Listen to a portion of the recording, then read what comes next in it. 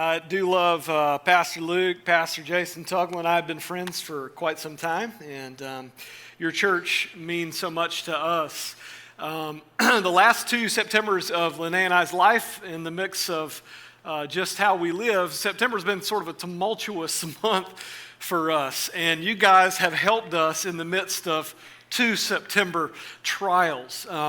As Pastor Luke mentioned, last year we had Hurricane Florence that devastated our city in New Bern. I've lived on the coast of eastern North Carolina my entire life, and I don't think I've ever seen a storm do such devastation to such a broad breadth of people. And so when you guys so generously gave so that we could help assist those in need in our community, man, God did an incredible, incredible thing. The way we went about that was, I don't necessarily believe it was different, but it was something that we were convicted about. We wanted Jesus to get the glory and not the church's name. And so we decided as a leadership team, we had families that we knew were in extreme devastation and needed some assistance. Let's be real, a few dollars is not going to make a huge difference when your house has been underwater for 7 days. But we chose to take some of the money and divide it out and send it secretly to families. And I remember getting letters and emails and calls back in from families just floored that people would care that much. And so that wasn't just gratitude towards us, but I'm here to extend that gratitude towards you. So church, we are so thankful for your generosity, and I just want to give you a hand and you join in with me for what you have done as God led you. The second September that you assisted us through was in 2017. And our youngest child, we have 4 kids, Eliza, Jude, Elise, and Evelyn, 10, 8, 6, and 2. Our youngest, Evelyn, at the time was only about 6 months old. And we started noticing that her head was beginning to shape like a football more than it was a melon. And I just thought it was because she had my genes. And but my wife was persistent that we would check it out, and so we did, and it wound up finding out that her growth plates and the sagittal suture right in the middle of her head is supposed to be open, but hers were fused together. And so we had to go to Duke University, and the doctors, the incredible medical staff there, put her through a procedure where they ground out part of her skull. And it was one of the most trying times in our life. And I remember one day, and shortly thereafter, getting a letter from Pastor Keith. Love this man's heart for people. He sent us a letter from you guys, and I opened it up, and it was just him assuring us that you guys cared for us, loved us, and were praying for us. And so it was not just his words, but we accepted it as your words and your prayers. And so thank you for everything that you do in loving the people around you and for loving us, okay? So church, just thank you so much. Today, luckily, I've already had one go at preaching this morning because I haven't preached in 6 months. Man, people be freaking out if that was the case. In 6 weeks, because our church is kind enough to extend us a sabbatical this year. And so we've been on a respite for, this week will be 7 weeks. And so I was assuring Pastor Luke that I would not try to cram almost 7 weeks of not preaching into one Sunday morning. You know how preachers are, man. They're long-winded.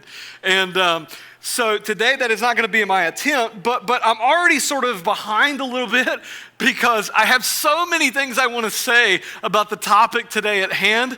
And I just know there's so many things I can't squeeze in. I just got to be okay with it and let it go, right?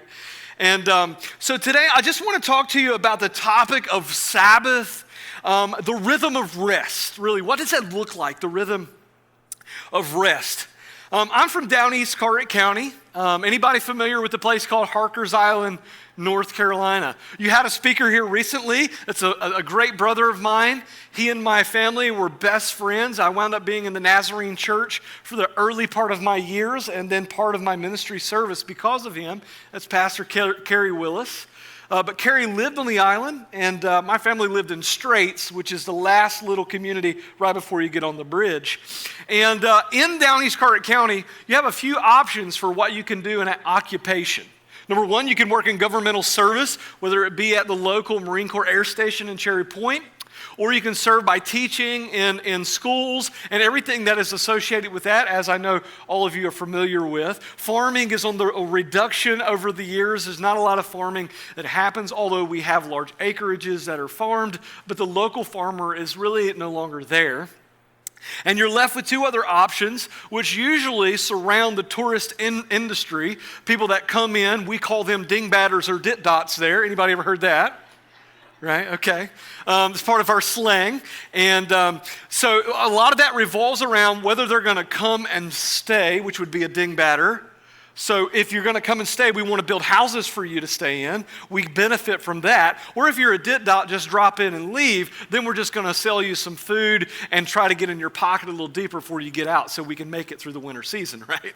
And so how you do that is either you're a fisherman and you provide catch for those restaurants, or you're a builder and build those homes for those that come and stay. And my family wound up being on the building end of things. My grandfather was born and raised in the area, and he eventually moved off, was a dredge boater in Virginia, around Norfolk, Virginia, in Chesapeake Bay. And he had this dream of starting a business. I mean, who doesn't have a dream of doing that? And it's a part in freedom. And so he decided to move back to down East Carteret County and begin pursuing a career in building. And he started out in masonry, and it wound up moving into general contracting. My dad, shortly thereafter, followed in his footsteps, and the two were paired together for years, working in the family business, growing the industry. And then all of a sudden, the only child, heaven forbid you ever have an only son with the last name Golden, because he will be forever tagged with the name Golden Child, right? Man, oh man, did I hear that in my life.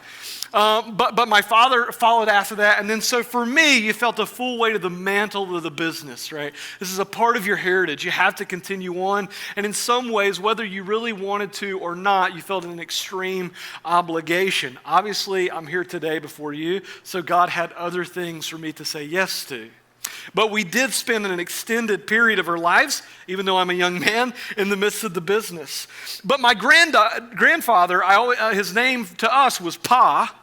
Pa always lived his life by this one slogan, and I'm sure many of you have embraced it and know it as a part of your family heritage. And it was this: work hard and play hard, right? I remember I was about 16, just got my license. I'd worked since I was like 5 years old, guys. You know what I mean? Some of you, if you're growing up on the farm of the family business, as soon as you can walk, Dad's got you doing something, right? Boy ain't gonna be lazy. I mean, that's just the way the tone of the attitude is. And so I was about 16 and I was already tired of working. I was ready to retire, you know?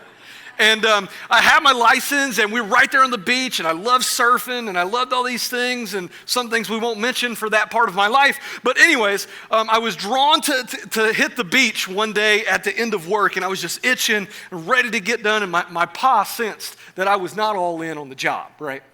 And so he looked at me, and he said as clear as day, as easy as he could, "Son, you can't be a playboy all your life. You can't just go around doing everything you want. If you want to play hard, you got to work hard." That was the mantra of my grandfather's life, and it was something that was bestowed upon me, that was cast upon my plate over the years. Our family worked hard and we played hard. But the thing that we lacked to do, the thing that we failed to do, the thing that I was not really taught how to do was to actually rest hard. You see, you can work hard and you can play hard and you can miss out on rest. You can be driven to this place of feeling like there is more to do, there's more to be had, there's more experiences that I need to go endeavor in. You can be so caught up in getting stamps on the passport, getting the latest item in your stable. You can be so caught up in trying to provide for your future that you just live by the mantra of work hard, play hard, I gotta get more. And what that more does is lead us to an empty place of restlessness. Some recent statistics say this about our society. 37% of people take more than 7 days vacation a year. Just 37%. 14% take more than 2 weeks of vacation a year. Just 14%. When we look at our society, the technological advancement, how many of you know that technology and its advancement doesn't always mean that humanity has advanced.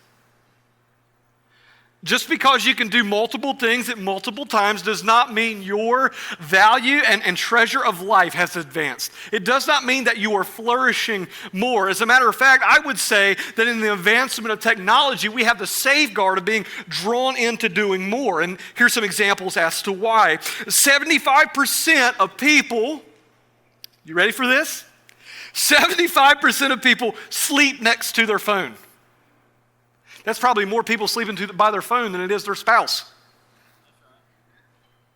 75% of people sleep next to their phone. Guilty as charged. My phone was beside me all night. It's like kryptonite for me. Even worse, 90% of people check their phone immediately upon waking up. What's the first thing you did this morning? I bet some of you didn't roll over and say, hey, good morning, sweetie. Let me give you a kiss. It was probably more like roll to the side, bam, what's the notifications? Who liked all my Facebook posts? Who posted something on Instagram? Can I tell you something? In the midst of the sabbatical, I checked out of that social media game for a while, and it has been breath. It was like a new life of breath in me, man.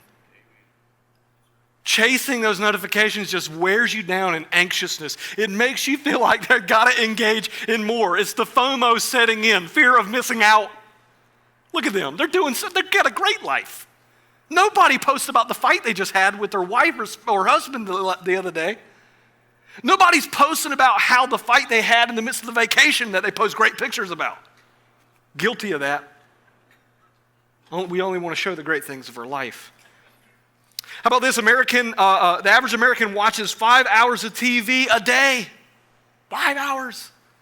Numbing out on Netflix. Don't act like you don't binge watch every episode that comes out. I think they're trying to make me be a hermit when they release 12 episodes at one time. It's like you just can't stop, you know? What is going to happen to the guy now? I got to see. If that's not bad enough, suicide rates in the midst of a place when we were told that we should be the happiest because we have more and we have more opportunity and everything that besets us, suicide rates have increased by the thousands. Antidepressant and medical use really has verged not just on a way of medicating a problem, but has become an abusive situation in our society. Now, you could say that it's because people have more problems and we're able to come to understand these now and give them medication, but I think it's not as much as that as it is that we're all just endeavoring on the same pursuit. We are in a place of anxiety and anxiousness, and rest seems to elude us. And I would love to say that the church is different, but unfortunately the church isn't different.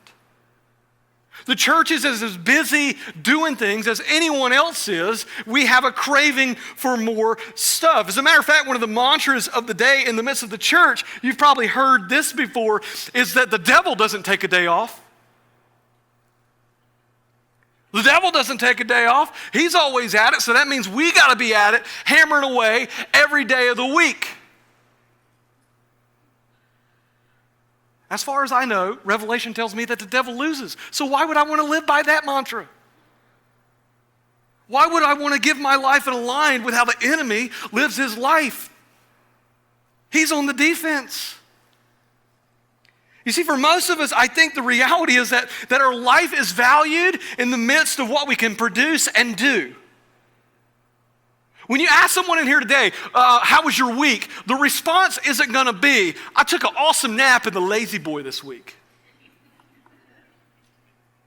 Rarely will you hear the most fun thing that you did, like I went and watched my son's ball game or something like that, and it was incredible. Here's the normal response to that question. It's been busy. Had a busy week. Had a lot going on. You see, we are all scared that we have no value in society, and so busyness equals value, and the more busy you are, the more valuable you are. So each one of us are given to this place that I've got to be super busy. I've got to put on this idea and front for other people that I'm super busy because I don't want anyone to think that I'm not super important.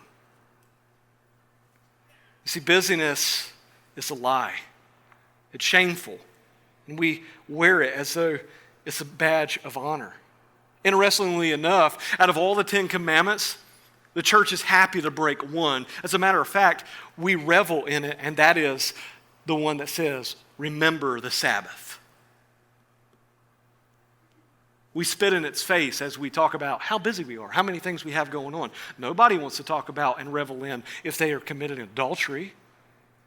Nobody wants to talk about the other moral laws that God has set about when they break them. As a matter of fact, it's shameful. We want to hide. We want to move away from conviction and repentance in the middle of that. But when it comes to rest, we love being busy people. We're consumed by its reality. A.J. Swoboda says this in his book, Subversive Sabbath. He says, the opposite of rest is not work, but restlessness. Humanity has become restless in its consumption, which leads directly to the neglect of the places we are in and the people we are with. Restlessness holds us away from engaging with people that are around us. Notice that the Ten Commandments, the first beginning commandments, have to do with the relationship with God. The last part of the commandments have to do with our relationship with others. And hinged together in the midst of that is the commandment of the Sabbath. You see, Sabbath rest brings us into the midst of presence, and presence is what connects us to God's mission and love with Him and others around us. It's a beautiful thing. You see, in the midst of chasing more in our society, we are given away to a pattern of restlessness, and this is not the rhythm that God created His world with. If you have your scripture this morning, you can turn to Genesis chapter 2, verses 1 through 3. And the author of Genesis writes this creation narrative about God creating the world and His invitation for us as His people to engage into it. Genesis 1 and 2 shows us not only how God created His world and why He did, but also what we are called to do. Now for us, we are given the responsibility to go into our world carrying the kingdom as His ambassadors and rulers in creation. We are to take Eden. Eden simply meaning delight. We are taking the rule of Eden into the world around us, into the chaos around us, and we are making it in the likeness of God's kingdom. But really, the first thing we understand about God's creation is that God, in creating us, is not defining us by what we do for His kingdom, but ultimately how we relate with Him in the midst of His kingdom. Genesis 2, 1 through 3 says this, thus the heavens and the earth were finished, and all the host of them. And on the seventh day, God finished His work that He had done, and He rested on the seventh day from all His work that He had done. So God blessed the seventh day and made it holy, because on it God rested from all His work that He had done in creation. Now, this translation is ESV. It sounds like somebody from down east wrote it, because it's a little choppy. But I specifically chose this because of its choppiness, specifically in the place that it says the seventh day God finished His work that He had done and rested on the seventh day from all His work that He had done, simply because it seems like that on the seventh day, God is still doing something. A lot of Jewish authors and Jewish theologians and thinkers of the day have debated about the reality and gone to a painstaking extent of trying to prove to us that God did not need rest. He was modeling it. And we would understand that and know that. And I think we would agree with that. But they look at this passage and they understand that God, in creating and setting apart that seventh day, God was still doing something, then He rested. What was He doing? He was making peace with His creation. He was inviting His creation into the midst of His peace. And how do you embrace the peace of God? You rest in it. Church, some of you, maybe you're coming this morning and you are restless and you have this thing digging and nagging at your heart. You're wanting to push for more and more and more, and you feel like you can't find any satisfaction or rest. And I want to point out right here in Genesis, if you hear nothing else, hear this: God rested. God rested. If God rested, then you yourself can take part in that invitation to rest. If God modeled resting after creating the world, I don't think anything in your life is more important than that you can't rest from. God rested. He rested. He ceased. There's three things that God blesses in the midst of the creation narrative. The first thing is the animals. The second thing is the humans. And the third thing is the day of the Sabbath. The place where he enjoys his creation. The first thing that he does with his creation, the first thing that he does with humanity is celebrate in the day of rest. God creates humanity on the sixth day, and then the seventh day, they wake up and they rest with God. God isn't like my pa standing there in the moment and be like, boy, you got to get out here. We got stuff to do. God invites his creation in that day to rest and enjoy with him what he has made in abundance. Enjoy the blessing. You see, God built a rhythm of rest into the midst of creation. He built a rhythm of rest that he's desiring us to enter into and enjoy. When we look at the narrative of Scripture, we do not see Sabbath necessarily come about in the midst of the Genesis account. Sabbath, in the way that we perceive it, is not presented here. It's just simply rest that is communicated. Sabbath becomes a thing that's perpetuated in the midst of Exodus account of Israel as God calls his people to enjoy once again their sign of freedom. Now, Sabbath is a direct derivative of the word Shabbat, which means rest. Sabbath simply means to cease, to stop, to quit. Noticeably, would you understand, it doesn't necessarily mean finish, like I've got to finish this essay. It would almost indicate that I'm halfway through the essay, but it's time to stop. It means I leave a fray undone. It means I put down what I otherwise would be inclined to pick up. It means I say no to the email that comes through on my phone at 1 o'clock in the morning when I want to respond to that notification. I cease. I quit. I stop. Menuha, which is a Hebrew word for it as well, is another translation of the word Sabbath, and it simply means this, I love it, to rest or party. Literally, day 7, God partied with his creation. I love it. God celebrated all that was done. So there's two things, quickly, because I'm definitely running out of time. There's two things I really want us to embrace this morning about the Sabbath, and I just want to unpack for the next few minutes. The first thing is that Sabbath is a rhythm that we're invited into. If you notice about every civilization, even before their technological advancements and connectivity, every civilization has lived on a 7-day calendar. 7 days. What does the creation narrative tell us that comes from? God's setting of rhythm, right? There's only one civilization that we know of that has pushed against this 7-day rhythm, and it was France, believe it or not. France logs in the least amount of working hours in the whole world now. But at one time, I think it's a reaction to this, France, during the French Revolution, set out to make a 10-day work week.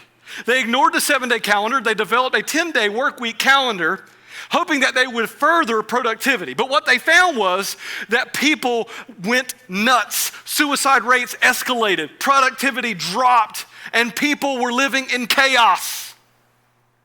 You see, they were fighting against something that was as real as gravity. You can deny rest exists and the system, the rhythm that God's created for it.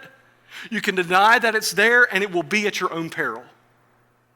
You will lose your mind and ultimately could lose your life in the midst of it.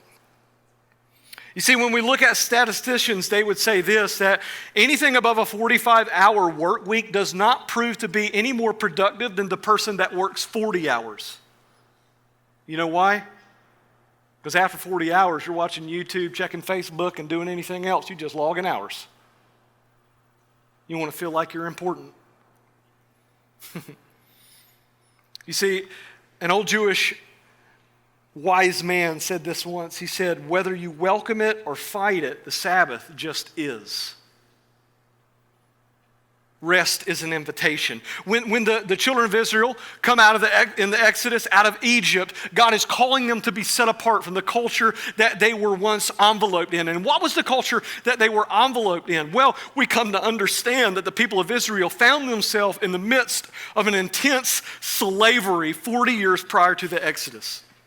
Pharaoh wants them to put more into the work. They are enslaved to his desires, and Pharaoh drives them hard. As a matter of fact, it would tell us in the scriptures that the Pharaoh would tell them, you can't celebrate your rest anymore. You got to work. And worse than that, we're going to make it harder on you. We're going to take straw away from you, and we're going to increase the intensity of your labor. You need to define your value by how you work. Pharaoh always will cry more.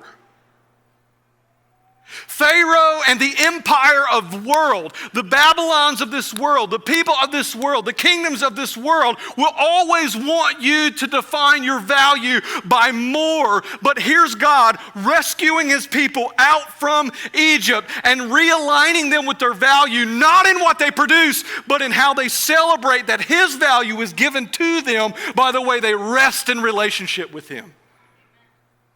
You see, for us, we're called into the same likeness in the midst of it, and Pharaoh is as real as he has ever been. Look at America. We are as akin to Egypt as we have ever been. Do more. As a matter of fact, it's worse because Pharaoh's not up in his temple, sequestered away. Pharaoh's in his pocket and on our wrist. Pharaoh's telling me to do more. I got to put out more. I got to do things that I feel would make my life better. And it only confuses us to embrace the way and kingdom of the world and not ultimately the way of God's kingdom and the rhythm he's made us to live in. See, for us, we want rest. But in the midst of that mix, in the midst of slavery, we never find it. A slave never gets rest, but freed people find rest. And God was signifying to his people, you are mine, and you're free, and you will show it by the way you rest in me. The second thing is about the Sabbath this morning is that the Sabbath is a lordship thing. It's surrender. How do you think in the midst of our culture that we think Jesus could give us his peace in every moment of the day if we don't believe and trust God enough to give him a 24-hour period to just cease, stop, and be with him? Now, for some of us, I know what you think. Aaron, you seem very legalistic this morning in the way that you're talking about the Sabbath, because I thought when Jesus came and he was resurrected that he did away with all those laws. He just came to abolish the law, as Jesus so says. And so that frees me from engaging in a Sabbath. Wait a minute. Can you pause right there with me? Does that sound ludicrous to you? That God give us a moment of rest, he's called us to engage in it, and we think that we're freed from rest? How do we think Jesus is just going to give us his peace when we're not engaging in God's peace, ultimately set aside for a day of the week every week of the year? John Mark Comer writes this in his book, Garden City. He says this: the Sabbath is an expression of faith. Faith that there is a creator and he's good. We are his creation. This is his world. We live under his roof, drink his water, eat his food, breathe his oxygen. So on the Sabbath, we don't just take a day off from work, we take a day off from toil. We give him all our fear and anxiety and stress and worry. We let go. We stop ruling and subduing, and we just be. We remember our place in the universe so that we never forget there is a God and I am not him. Sabbath reminds us that our work doesn't define us. Our value is not in what we produce, but it's only given by our Creator. You see, when we look at Jesus, I think ultimately how we've gotten it backwards in the church is that we look at Jesus and we look at the things that he does on the Sabbath, healing people on the Sabbath, his disciples eating from the grain, taking the heads of grain in the fields, eating the grain. And the Pharisees, they you know how legalistic Pharisees can be. They're casting out judgment against Jesus. And we love that part because they're like, Jesus was a rebel, man, right? And we look at Jesus and we're like, he's just breaking laws. He's like John Wayne out there. He don't even care.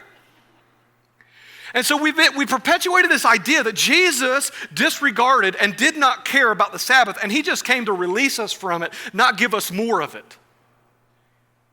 But that's not the case. Jesus never once broke the commandment to keep the Sabbath. What Jesus erred on breaking was the rabbinical traditions found in the Talmud and the Mishnah. And what those two books were, over a culmination of period, was Jewish priests making commentary on how the Jewish people should live in their culture and keep the Sabbath. It would be like, okay, keep the Sabbath, this is how we do it in Thomasville. In Thomasville, you don't start a tractor, you don't run a tractor, you don't pick, you know what I mean? I'm just picking on you because you're a farming place too. Maybe how about this? You don't build a chair, you don't stain a chair. You know what I mean? Chair City. Jesus broke those laws because that's not what God called him in. It was ultimately the people trying to flesh out what that looked like. Jesus went against that grain. He did not go against the moral law that God had set before him. He's God in flesh, remember that. He's going to uphold what God has ultimately given his world. And so when we look at Jesus, he didn't disregard the Sabbath. He enjoyed in it. Well, they had a women's community group one time several years ago, and there was a young lady in there. She had grown up in the church all of her life, and in the midst of their conversations, she came to a place where she had an aha moment. She looked at my wife and she said, "Wait a minute, Lene, are you telling me that Jesus was a Jew? You've been in church your whole life, and you didn't know that Jesus was a Jew?" It's like we separate Jesus from his Jewish background and believe that he just lived in a way that he wanted to. No, Jesus kept the Sabbath. He honored it. Why? Because he knew that in it he found life in his Father. He found value in the midst of it. Jesus ultimately demonstrates for us in the midst of Sabbath rest, we find the relationship of the Father. Eugene Peterson writes how the Gospel of Matthew records in chapter 11, verse 18. He writes Jesus' words in a way that I love how he frames it. And some of you will know it in different translations as I read it, but this is how Eugene Peterson wrote it. He says, "Are you tired?" This is Jesus speaking. "Are you tired, worn out, burned out on religion?" Can I get an amen from that? "Come to me, get away with me, and you'll recover your life. I'll show you how to take a real rest."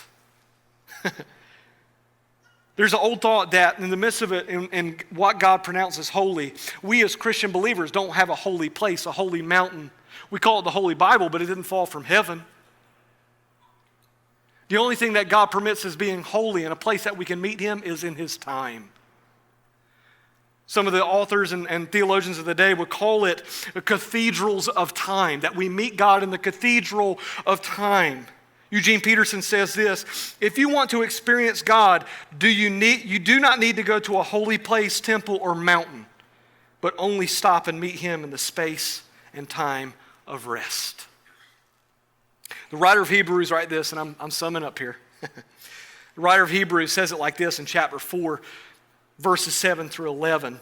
In the beginning of the whole book of Hebrews, it's the writer of Hebrews making a claim to how Jesus has ultimately fulfilled everything that we need in restoring relationship with the Father. And in chapter 4, he comes to the place where he's talking about the Sabbath, and he talks about how the Israelites rejected God's Sabbath. By the way, something I was completely blown away with about the Israelites and their refusal to Sabbath. On my sabbatical, I've studied a lot about Sabbath because I stink at resting, by the way. But in the midst of that, part of the exile of Israel, part of the contempt that God had against them was their refusal to engage in his desired Sabbath. And even beyond that, every 7 years, the Israelites were to not farm, they were to set loose slaves and forgive debt, and they refused to do it. Part of their exile was a direct cause of their failure to enter in the rhythm of rest that God had called them to. Some of the Jewish priests would say like this: the land's rest that the Israelites failed to give it found rest when they were sent into exile. It flourished when they were no longer there. The writer of Hebrews calls us to understand how they refuse to engage in the rhythm of Sabbath rest that God is calling us into to overflow from our lives. And then he says this about Jesus, and pointing to Jesus as that Sabbath rest come made inhabitant in our life. He says this in the middle part of verse 7 through 11. He says, "Today, if you hear his voice," well, whose voice? Jesus' voice, "do not harden your hearts. Do not resist the thing that Jesus is calling you to. Do not resist heeding his voice, not just hearing him and dismissing him, but hearing him and engaging in what he's calling you into. In verse 8, he says this, for if Joshua had given them rest, Joshua had given the Israelites rest, God would not have spoken of another day later on, referring to Jesus' coming and afterwards. So then, there remains a Sabbath rest for the people of God. For whoever has entered God's rest has also rested from his works as God did from his. Let us therefore strive to enter that rest so that no one may fall by the same sort of disobedience. That's the key verse right there. In other translations, I love how they translate that verse. It doesn't say just, let us therefore strive to enter. Striving meaning I'm working to enter there.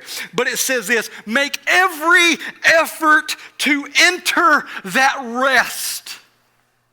Make every effort so that you will not be disobedient.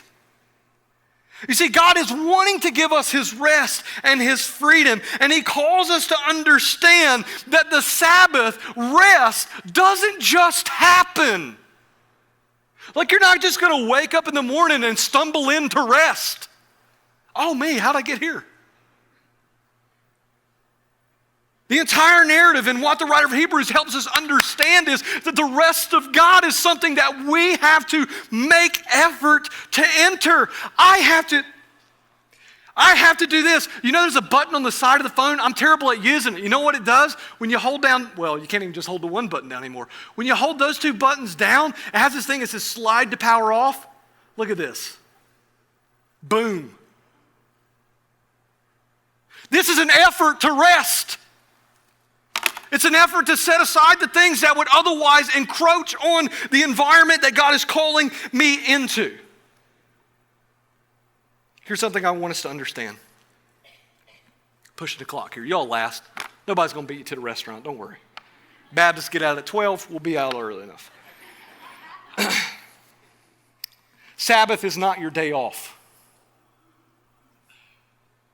Eugene Peterson says that we in the church have made really the Sabbath. We kind of do it, and excuse the phrase, but Eugene says this, so it's okay. He says really we've made it a bastard Sabbath. We still do things on the day that God's called us to set aside and rest. We do it and choose to do things that are relaxing. Numbing out on Netflix. You're numbing out on Netflix when and I love binge watching. You're numbing out. You think you're relaxing, but how many of you get done with watching a TV show in a binge watching session and you feel like, man, I feel like I take on the world. I'm so refreshed. For those of you in the middle of summer and where I'm from, our pastime in down East Carter County is going and sitting at the boat ramp and watching people try to back their boats into the water from up here. I'm telling you, man, it's crazy. Can I tell you something about boating? You may think it's relaxing, but it is not restful. The two best days of owning a boat is when you buy it and when you sell it. Boat simply means break out another 1,000. I mean, it's all work. It brings us to understand that relaxation is not restoration. Relaxation does not bring restoration for your broken heart and broken soul.